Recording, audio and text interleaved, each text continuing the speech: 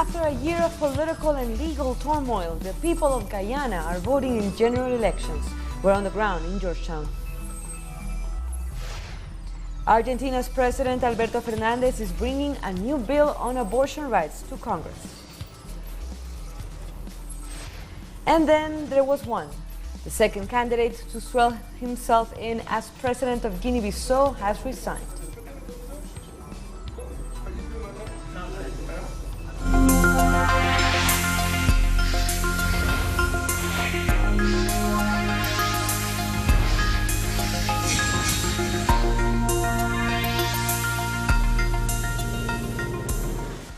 Hello and welcome to From the South. We begin with our top story in Guyana. Voting is proceeding normally in Guyana's crucial general elections. People line up from early in the morning as the polls open at 6 a.m. local time. 65 seats in parliament are up for grabs as the ruling APNU-AFC coalition, led by the President David Granger, seeks to see off a challenge from the opposition PPPC. This election was called just over a year since the government lost a vote of confidence. The central issue for most voters is how any new government will manage Guyana's promised oil boom. Guyana's Election Commission provided an update on the elections and said the voters came out early to vote. From all indications, from all reports I've received across the spectrum from districts 1 to 10, the arrangement for the deployment of those boxes that were intended to be deployed today was done and arrived at their respective locations on time, with the exception of one box for New River. We have one polling station at a location called Cashew Island with 11 electors. It's an air movement. It belongs to District 6. And we departed about 9:30 this morning. That was part of the plan. We did not want to move at 04. So when we get there, it would have been misty, and the aircraft would have had to either go across eastward or turn back to a close location where it could have landed. So that was part of a plan, really. We could not have been there for 06. We are currently en route to New River to facilitate the voting of those 11 Guyanese on Cashew Island. In Guyana, as you're well aware, there are some districts where all the returns will not be in tonight. Some will be arriving tomorrow morning. So we'll go through that iteration to ensure the public within those specific districts are made aware of the numbers for all the contesting parties so that the public can do their own addition before the returning officer declares his or her district. So that happens when that is completed, once the returning officer is clear. So we now connect with our special correspondent, Alejandro Kirk, for more on these elections in Guyana. Hello, Alejandro. What's the update today?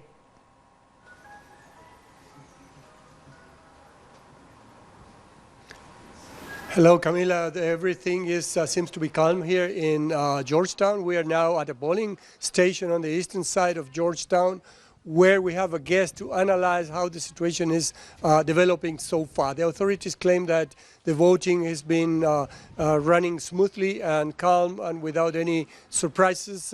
We haven't seen a massive turnout, but let's see what we have here with us.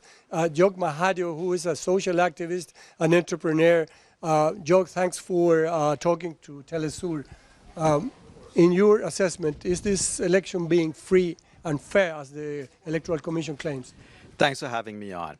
And yes, I would say that a couple of things in response to your question. So far, everything seems to be going along the way of being free and fair. We haven't had any major hiccups. I've spoken to people across the country, and so far there has not been any matters of serious concern. There are some small issues, for example, on the eastern border.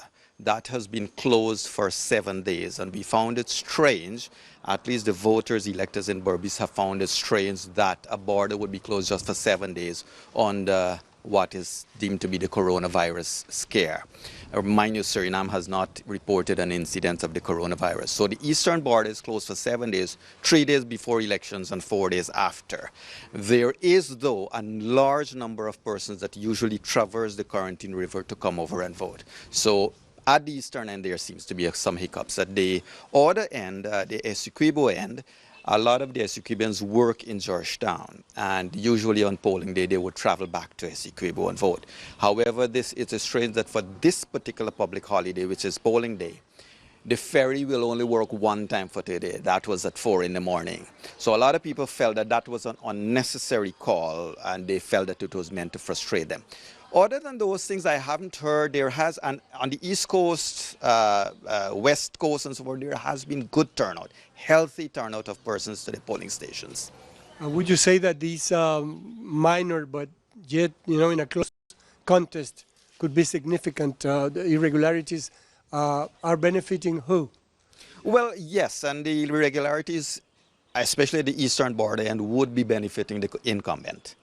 And one would find it strange that if you're closing the eastern border for coronavirus or under the guise of coronavirus, then nobody should be coming in from the U.S. because they have reported cases of the virus there. But the international airport has not closed anywhere else except for the eastern. In that case, it would affect the vote that the PPP would get, the PPPC would get in a close election. Jog, you're a social activist. What is at stake here in this election? We have seen that everybody seems eager to take control of government because of huge riches are coming up, or there is this promise.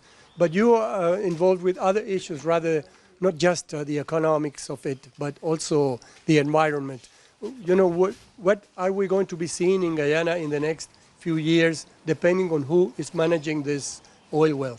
Correct. And it is extremely, your point is extremely important. Look, for the voters, especially the younger voters, the older voters, they have their historical bias towards one party or the other. The younger voters are extremely keen on our economic future. Guyana has found oil, the biggest oil find in this part of the world. It is amazing that we have the worst contracts. Now, our pre-television chat, yeah, we could be Norway or we could be Nigeria. Which one do we want? So the young voters are very interested in wanting to follow the pattern of Norway. Now, to your point, there are other issues that are extremely important to us.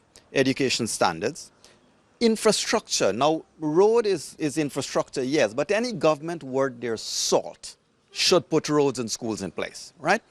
However, telecommunication is rotten in the country. Electricity is rotten in the country, and this has been going on for 50 years. So the younger people are more interested in who's going to make the impact that they need for themselves and their children.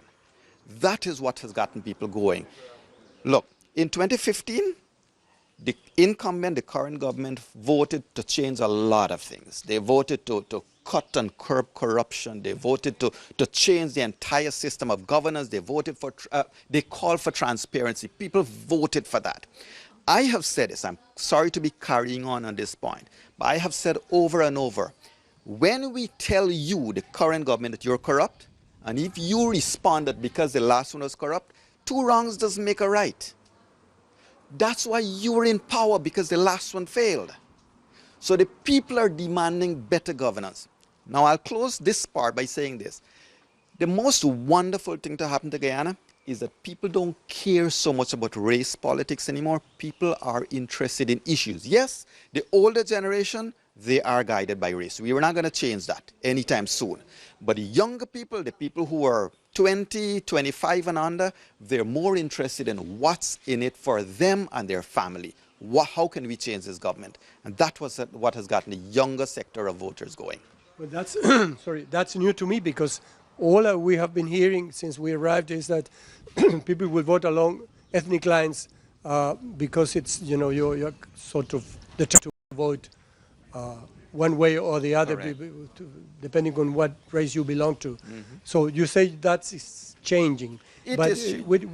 is there a more, more consciousness about issues like the ones you tackle in your shows, environment, for Correct. example? Is there a danger for the Guyanese pristine environment with this coming of oil exploitation and you know what, oil and all this extractivism is usually damaging to the environment. Correct. How Correct. do you see these prospects? Well, what has happened? I mean, I must admit failure on the part of this government and the last one to raise issues that are important with regards to the environment for the people. So people are not as conscious about it. But what we have started to do from a social activist perspective is raise the stakes. We have started to move around this country and telling people what's important for us. It's not just politics. And by the way, it's not a government that must run the country. It's we, the people, must run this country. And we're the ones that will put them there or take them out. So that's a new movement we have started across the country, a new conscience, a new thinking that we have started. Now, to your point about the oil and environment, young people are becoming aware because guess what? We're looking at other places where oil spills would have affected. We're looking at, hey, we have the Araucana Reserve, the largest rainforest reserve. If we are not careful, it's all gone for nothing. So we have to be careful. We have to know how we are safeguarding our environment, how we are safeguarding this country. Because if we don't safeguard this country, the politicians don't care. They have shown the propensity to not give a damn about the environment or about the people. All they want is to retain power. In a rally on Saturday, we heard from the Prime Minister and the President say that this will be the most wonderful country in the world in a very short period of time. And that it will be better to live here than anywhere else in the continent, in the Americas. Is that a reasonable proposal? It could be reasonable, but if they have failed in their promises so far, they will only fail in the future. There is no hope that they will change unless civil society stands up and say, we demand a change. So here is what the younger people have started to push across this country. Regardless of who's in power, let us ensure this election, here is the thing, this election is not just about voting. This election is about raising consciousness across the country so that from tomorrow, whoever is the winner, they're not going to get an easy time to govern if they don't govern right.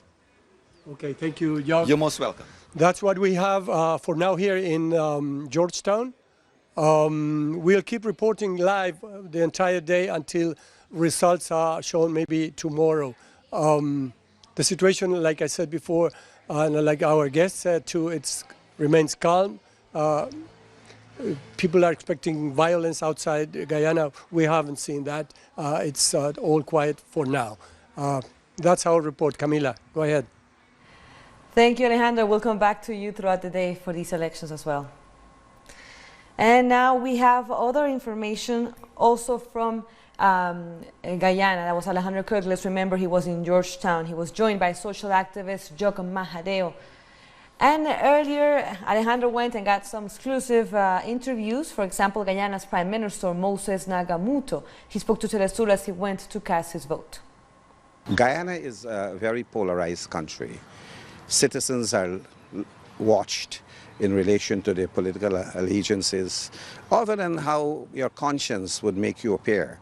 And therefore, when polling stations are assigned, one has to be very careful that it does not give the appearance of a bias, that someone with a known political preference, his house has been selected. So the Elections Commission, as far as I am aware, has made a policy that they will minimize the use of private residence to avoid this perception that the elections could be tainted. As part of the legacy of British colonialism, our people have found themselves polarized along ethnic lines. And we have been trying, not only this government, I have been now in government, in politics, this is 59 years. I have served under 5 presidents, and I've worked under the governments of the 2 major political forces in Guyana. And I can say for sure that efforts have been made over the years to build some comfort zone among the ethnic groupings, particularly the two main ethnic groupings, Afro-Guyanese and Indo-Guyanese. But the competition for power has now taken a different dimension, that one feels that there is this stake that oil money would make the government elected today the government forever. Some political parties are saying this is not an election for 5 years, we're going to be there for 1,000 years, we'll be there for 50 years. So I believe that the lure of petrodollars is playing an important part in this thrust for political office. And necessarily it's not a bad thing, because it gets people to understand that you must have a government of your choice that is capable of administering the resources of this country. And the first vice president and wife to the prime minister, Sita Nagamootoo, encouraged women to cast their ballots. I feel that the process is a bit slow, and I'm hoping that people will begin to show up to cast their vote so that their voices will be heard. Since especially we the women cannot allow other people to make decisions for us. So we should come out here and vote like a boss. Also, the Commonwealth, with its long history of providing observer functions, has 11 observers in Guyana, supported by 7 secretariat staff at these elections. So our function as observers is to observe the manner in which the elections are conducted with reference to the processes that are supposed to be followed. So that's what we are doing. But we will write a report when all this is finished to the Commonwealth. We are here representing the Commonwealth, and the Commonwealth has a long tradition in observing elections, but processes by which we report. What's the timeline for that report? Well, it all depends on when you all finish your elections. Would it be made public, or is it only for the Commonwealth? Well, when this is all finished, we will give an interim statement on it. And all we can say as far as thus far, it appears from what we have seen that the elections are being conducted in an orderly fashion and in accordance with the principles and practices set out to govern such elections. Are you mostly on the coast, or are you going inland? Our team has been spread all across Guyana. So we are going to be on the coast. We have teams. Our Commonwealth mission team is fully mobilized all across Guyana. Okay, and good luck to you all. And I hope that the elections are completely peaceful, and the good order that thus far appears to be the case continues. So let's take a look at the background to these elections in Guyana. Alejandro Kirk, of course, has a report. On December 2018, the ruling coalition of Guyana lost the one-vote majority on which the government of President David Granger was based. Elections should have been called for within 3 months, but it took 14. It's now 14 months, going on to 15, since the no confidence motion, and this government remains fully in office, exercising authority and spending money on contracts and projects and using that money to campaign with, which is totally illegal and improper. The main contenders are the ruling Partnership for National Unity and the People's Progressive Party Civic. Both held massive closing rallies on Saturday. We are going to return our country to constitutional rule. We are going to safeguard democracy.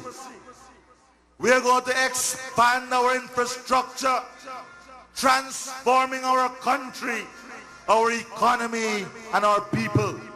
My sisters and brothers, I am the man with the plan.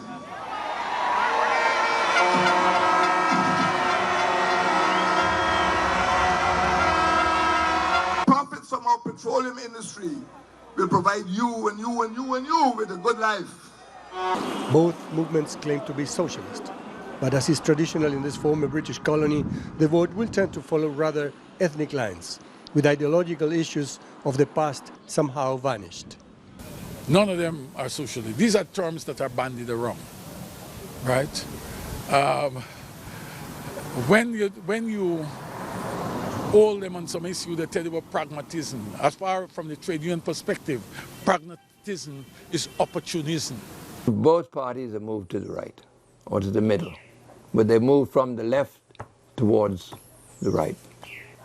So if you were to define an ideological difference between the two major contesting parties, there is none.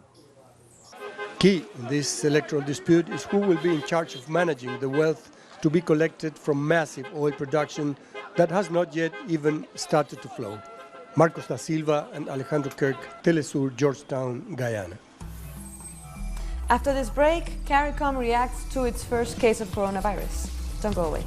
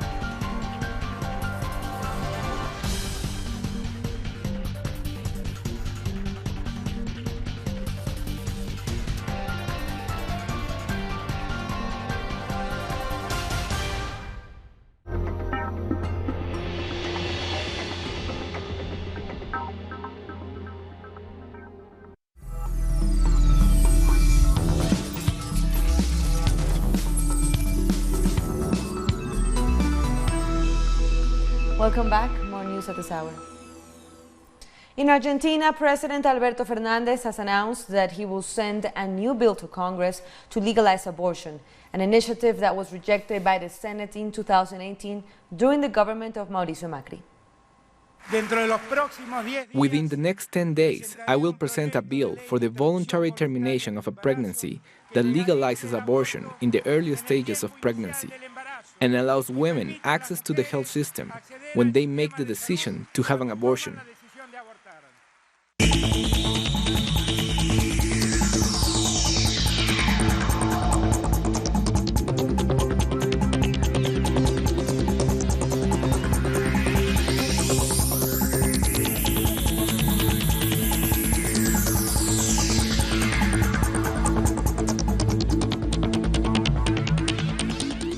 CARICOM nations have held an emergency meeting after the region registered its first cases of COVID-19.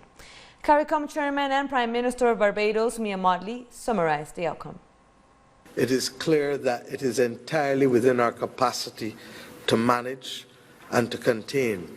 And once we can detect, contain and manage, then in the same way that we as small island states weathered SARS, H1N1, the influenza, before Ebola, chikungunya, Zika, we can manage this as well. But it is going to require cooperation, partnership, discipline, and communication in order for us to detect, manage, and contain and manage the process. 51 people, including women and newly born babies, have been killed in multiple attacks by armed gunmen in Nigeria's Kaduna state. According to local media reports, more than 100 armed men stormed 3 villages at dawn on Sunday, shooting sporadically and burning down houses and vehicles. A security official said the attack is believed to be an act of revenge against residents for allegedly providing support to the military during recent operations against armed groups. Guinea-Bissau's interim president Cipriano Kasama has resigned after allegedly receiving death threats less than 2 days after being nominated. 2 rival contenders for the presidency, Umaro Sissoko Embalo and Domingo Simoes Pereira, have been battling to assume power since the December 29 runoff vote. Last Thursday, Embalo conducted his own presidential swearing-in ceremony without waiting for a final ruling from the Supreme Court on a check of the vote tally sheets. While the ruling party, PAIGC, which is also the party of Pereira, decided on Friday to appoint Kasama as interim president, as the party holds majority in the parliament. I have no security conditions. An interim president of the republic, all the conditions must be met for him to assume his responsibility to bring to save the constitution of the republic, to bring social peace within the framework of the constitution. But I do not have all that. My life is in danger. The life of my family is in danger. The life of these people. This is danger. I cannot accept that. That is why I took this decision. Greek borders guards have used tear gas to disperse hundreds of refugees who attempted to cross into the country after Turkey ordered its Coast Guard and border police not to prevent refugees from crossing into the EU territory. Meanwhile, the EU warned the Turkish President Recep Tayyip Erdogan that it expected him to abide by the 2016 agreement under which Turkey agreed to halt the flow of migrants into EU member states in exchange for 6 billion euros. Even if they don't open the border, we'll wait here. We have nothing left. I have no more money. With what I had left, I paid a taxi $160 to come here from Istanbul. That's why we're outside, and we have to warm up by burning wood. And with that, we end our news brief. But you can find all of our stories by checking our website, telesurenglish.net. And for our viewers in Africa, you can find us on Starsat channel 461 in South Africa and 539 in Nigeria. And be sure to also find us on social media. For Telesur English, I'm Carla Gonzalez. Thank you for watching.